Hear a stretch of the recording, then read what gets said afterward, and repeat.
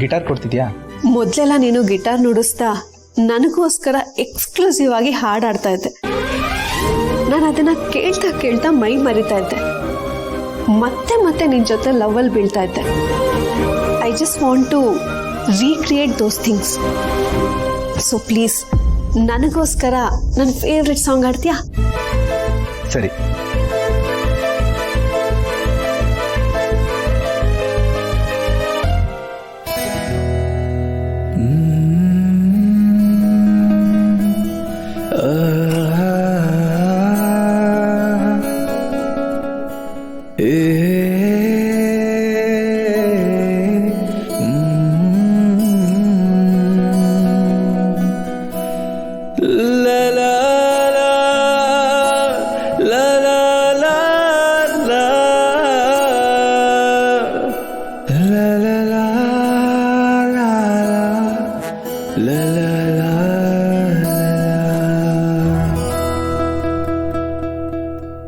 ಗಮನಿಸುವೆ ನೀನು ಬಯಸಿ ನಿನ್ನೆ ನಾನು ನಂಬದೇಕೆ ದೂರುವೆ ನನ್ನನು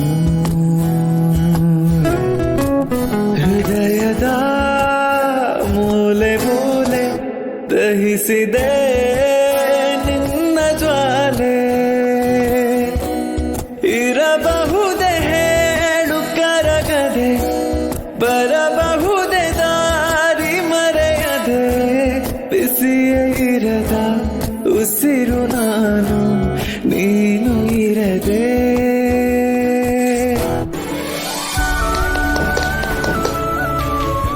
ಥ್ಯಾಂಕ್ ಯು ಜೀವ, ಥ್ಯಾಂಕ್ ಯು ಸೋ ಮಚ್.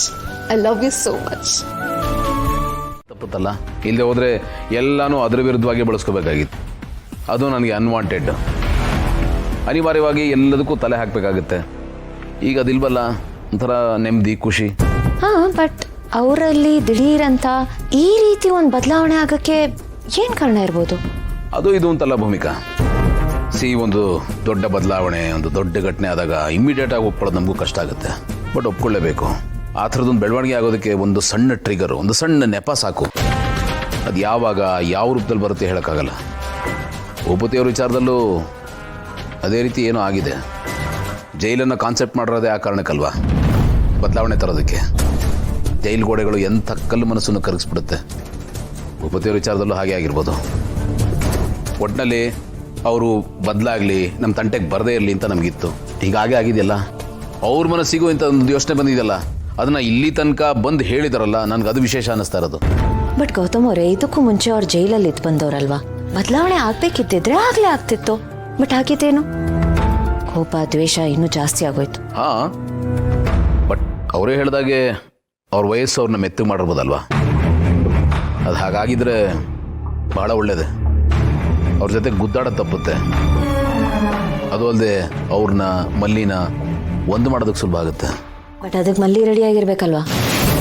ನೋಡಿದ್ರಲ್ಲ ಭೂಪತಿ ಅವ್ರ ಹೆಸರು ಹೇಳಿದ ತಕ್ಷಣ ಹೇಗೆ ಮಾತಾಡ್ತಾಳೆ ಅಂತ. ಅವಳನ್ನ ಹೇಗೆ ಒಪ್ಪಿಸ್ತೀರಾ? ನೋಡೋಣ, ದೇವರೇ ಏನೋ ಒಂದು ದಾರಿ ತೋರಿಸ್ತಾನೆ, ಅವನೇ ಒಂದು ಮಾಡ್ತಾನೆ.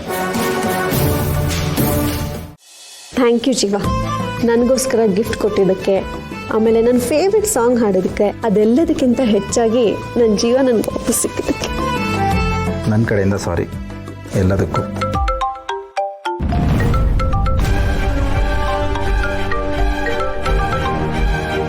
ಇವ್ರು ಯಾಕೆ ಕಾಲ್ ಮಾಡ್ತಿದ್ದಾರೆ?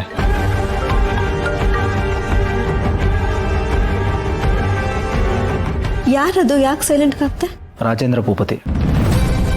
ಅವರು ಜೈಲಲ್ಲಿದ್ದಾರಲ್ವಾ? ರಿಲೀಸ್ ಆಗಿದ್ದಾರೆ ಬೇಲ್ ಮೇಲೆ.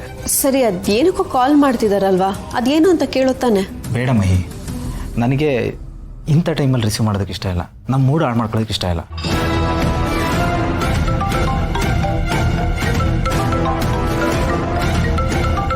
ಅವ್ರು ಮತ್ತೆ ಕಾಲ್ ಮಾಡ್ತಿದ್ದಾರೆ ಜೀವ. ಬರಲಿ ಬಿಡು, ಆಮೇಲೆ ಮಾಡೋಣ. ನನಗೀಗ ಅದು ಮುಖ್ಯ ಅಲ್ಲ, ನಿನ್ನ ಖುಷಿನೇ ಮುಖ್ಯ.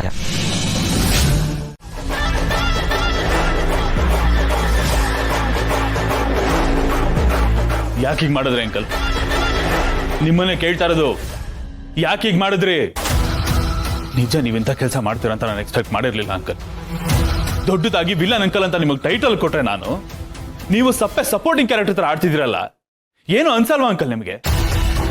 ನೀವು ಜೈಲಿಂದ ಹೊರಗಡೆ ಬಂದು ಆಡಿದ ಮಾತುಗಳು ಅಂಡ್ ಈ ಮನೆಯಿಂದ ನಮ್ಮ ಮನೆಗೆ ಹೋಗಿದ್ದು ಫೋರ್ಸ್ ನೋಡಿದ್ರೆ ಏನೋ ದೊಡ್ಡದಾಗಿ ಮಾಡ್ತೀರಾ ಅಂತ ಖುಷಿ ಪಟ್ನಲ್ಲ ಅಂಕಲ್.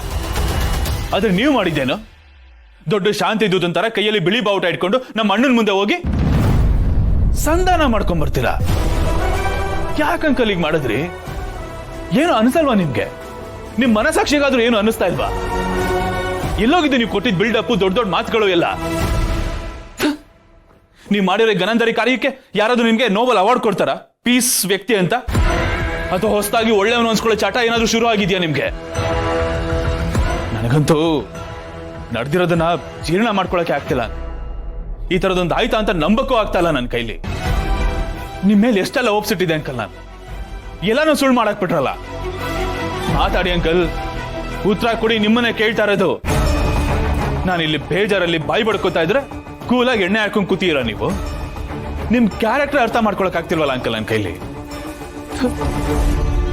ತಪ್ಪು ಮಾಡ್ಬಿಟ್ಟೆ ಅಂಕಲ್ ನಾನು. ನಿಮ್ಮನ್ನ ನಂಬಿ ದೊಡ್ಡ ತಪ್ಪು ಮಾಡ್ಬಿಟ್ಟೆ.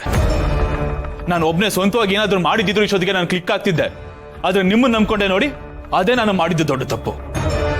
ಇಷ್ಟೆಲ್ಲ ಆದ್ಮೇಲೆ ಮಾತಾಡಲ್ಲ. ಕುಡೀರಿ, ನನ್ನ ಹೊಟ್ಟೆ ಉರ್ಸಿರೋ ಖುಷಿಗೆ ಇವತ್ತು ಇನ್ನೂ 2 ರೂಪಾಯಿಗೆ ಎಕ್ಸ್ಟ್ರಾ ಹಾಕಿ, ಅವಾಗ ನಿಮ್ಗಿನ್ನ ಸಮಾಧಾನ. ನಿಮ್ಗೋಗಿ ವಿಲನ್ ಅಂಕಲ್ ಅಂತ ಹೆಸರಿಟ್ಟಲ್ಲ, ಅದು ನಾನು ಮಾಡಿದ ತಪ್ಪು. ಡಮ್ಮಿ ಪೀಸ್ ಅಂತ ಇಡ್ಬೇಕು ನಿಮ್ಗೆ.